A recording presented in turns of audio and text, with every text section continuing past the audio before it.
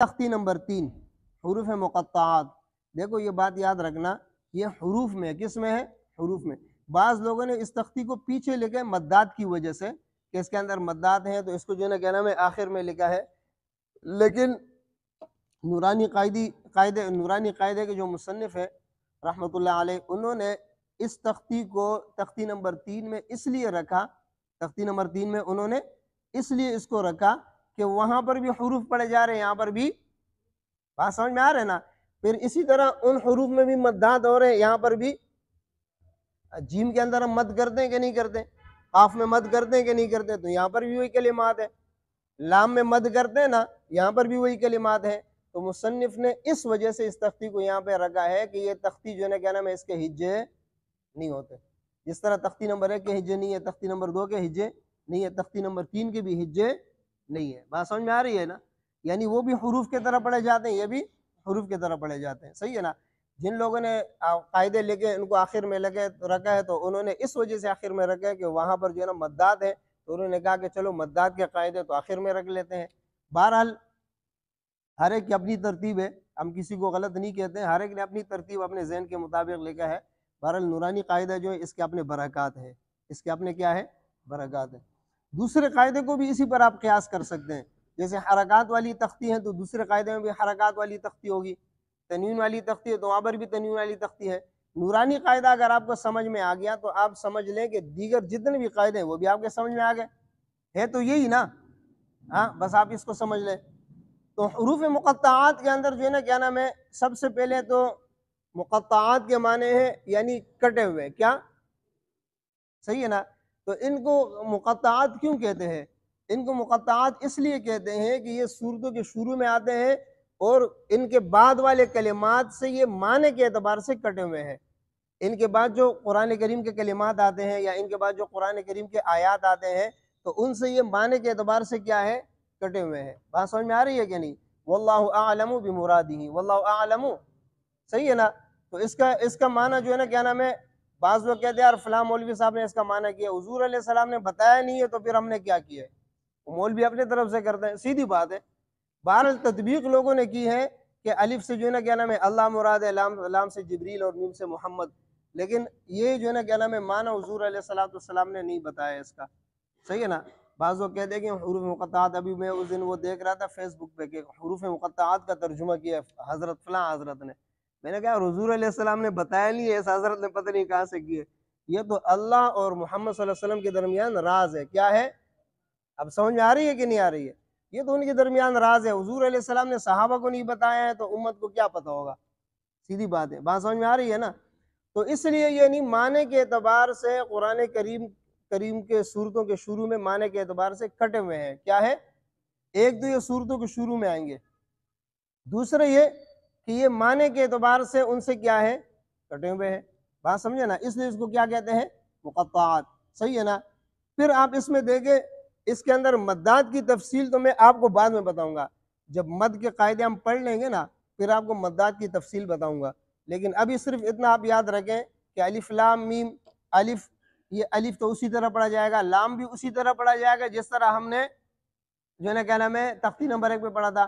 میم بھی اسی طرح پڑھا جائے گا جس طرح تختی نمبر 1 میں ہم نے پڑھا تھا. ہاں البتہ یہ ہے کہ لام اور میم کو جب ملا دیں آپس میں تو یہاں پر غنہ ہوگا. کیا ہوگا؟ غنہ.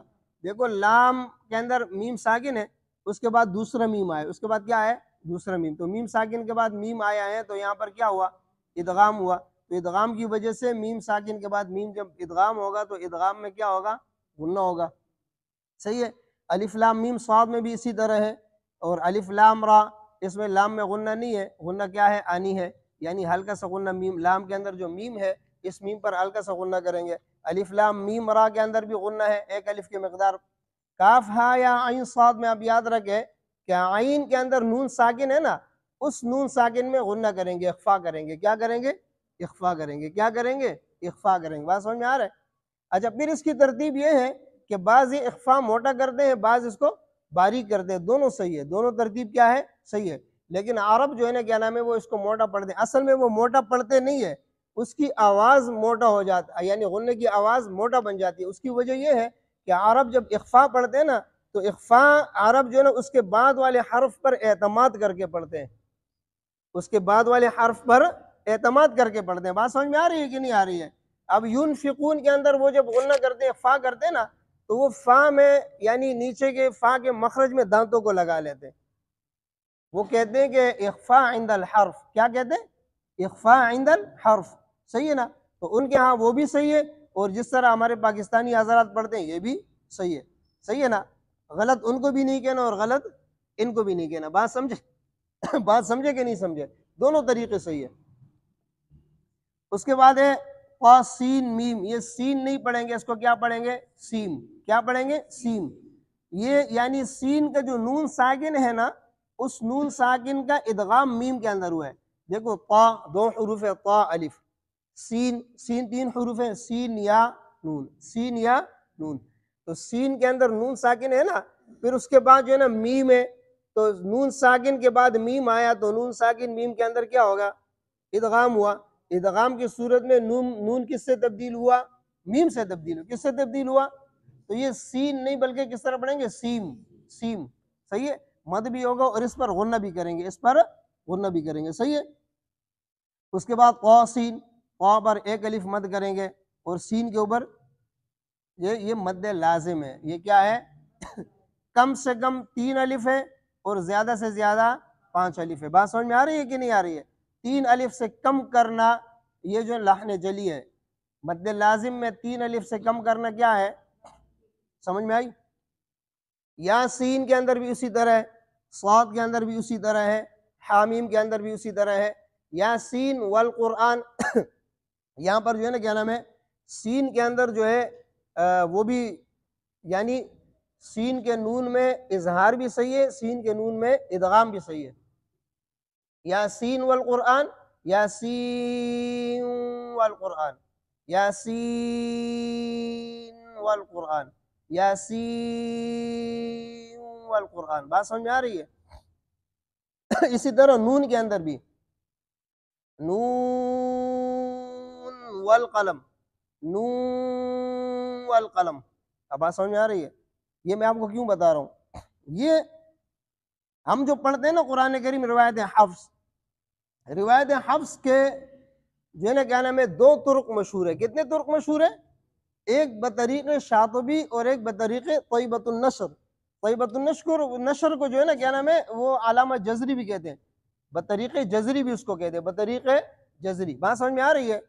تو بطریق شاطبی ہے، یہاں پر صرف اظہار ہے، یاسین والقرآن، نون والقلم. صحیح ہے؟ بطریق طیبۃ النشر یعنی بطریق جزری، اس کے اندر ادغام بھی ہے اور اظہار بھی ہے، ادغام بھی ہے اور بات سمجھے؟ اس کے اندر جو ہے نا کیا نام ہے صاد، اس پر بھی مد لازم ہے. اور اسی طرح پڑھیں گے جس طرح تختی نمبر 1 کے اندر اس میں جو ہم نے آپ کو بتایا تھا کہ اس قسم کی غلطیوں سے اس کو بچانا ہے، تو اس کا ہم نے اس میں جو ہے نا خیال کرنا ہے، بچوں کا بھی خیال کرنا ہے کہ اس قسم کی غلطیاں نہ کرے جو صاد میں ہم نے آپ کو بتایا تھا. حامیم کے اندر حا میں 1 الف مد ہے، میم میں بھی جو ہے نا مد لازم ہے. دوسرا حامیم عین سین قاف، یہ آپ اس کا خیال کریں، اس میں اساتذہ ایک ہی سانس میں یہ 5 حروف پڑھاتے ہیں، یہ لازمی نہیں ہے. قرآن کریم میں یہاں پر وقف ہے، قرآن کریم میں یہ حامیم الگ آیات ہے اور عین سین قاف الگ آیات ہے. یہ قاعدے کے اندر جو اس طرح لکھا ہے، یہ بعض قاعدوں میں غلطیاں ہیں، وہ قاعدے والے نے نہیں کی ہے غلطی، انہوں نے غلط نہیں لکھا ہے، بلکہ یہ قاعدہ اتنا اللہ رب العزت نے اس کو قبولیت دی ہے کہ ہر مکتبے والا قاعدہ چھاپ رہے، نورانی قاعدہ اپنے طور پہ چھاپ رہے، اپنے طور پہ چھاپتے ہوئے اور اس میں بہت ساری غلطیاں انہوں نے کی ہے. تو یہاں پر بچے کو حامیم پر وقف کرائیں اور عین سین قاف الگ پڑھائیں، ورنہ یہ ایک سانس میں جو ہے نا کیا نام ہے بڑا بھی نہیں پڑھ سکتے، بچہ کس طرح پڑھے گا؟ صحیح ہے نا؟ تو اس چیز کا آپ نے خیال کرنا ہے. قاعدے کے اندر یہاں پر جو ہے نا کیا نام ہے اس طرح ہے، تو اس میں آپ نے اس کو جو ہے نا کیا نام ہے وقف تصور کرنے، قرآن کریم سے ہی لیا ہے نا یہ. تو قرآن کریم میں حامیم میں وقف ہے، پھر عین سین قاف الگ آیات ہیں. سورہ شورى میں آپ دیکھ لیں. صحیح ہے نا؟ اس میں جو ہے نا کیا نام ہے عین کے نون کے اندر اور سین کے نون کے اندر بھی اخفا کرتے ہیں، عین کے نون کے اندر اور سین کے نون کے اندر بھی اخفا کرتے ہیں. بات سمجھ میں آ رہی ہے؟ اسی طرح قرآن کریم میں سورہ نمل ہے، سورہ نمل کے اندر بھی جو ہے نا کیا نام ہے جب ملا کر پڑھیں گے تو وہاں پر بھی اخفا کریں گے، وہاں پر بھی کیا کریں گے؟ اخفا۔ بات سمجھ میں آ رہے کہ نہیں آ رہے؟ اس کے بعد ہے الف لام میم اللہ، اس کے اندر تھوڑا سا جو ہے نا میں وضاحت کروں گا، آپ تھوڑا غور سے سنیں اس کو۔ اس کے پڑھنے کے 3 طریقے، کتنے طریقے ہیں؟ ایک طریقہ تو یہ ہے جو وقف کی صورت میں الف لام میم آپ نے پڑھا، اسی طرح یعنی مد کے ساتھ کرتے ہوئے الف لام میم ہو گیا، اللہ اللہ وقفاً اللہ، صحیح ہے؟ بات سمجھ میں آئے؟ یہ طریقہ تو عام ہے۔ 2 طریقے اس کے ملانے کے ہیں، ایک میں الف لام میم اللہ میم اللہ، اور دوسرے میں الف لام نہیں الف لام میم اللہ، یہ میم کو پورا نہیں پڑھنا ہے، میم کو پورا نہیں پڑھنا ہے۔ وہ کس طرح پورا نہیں پڑھنا ہے؟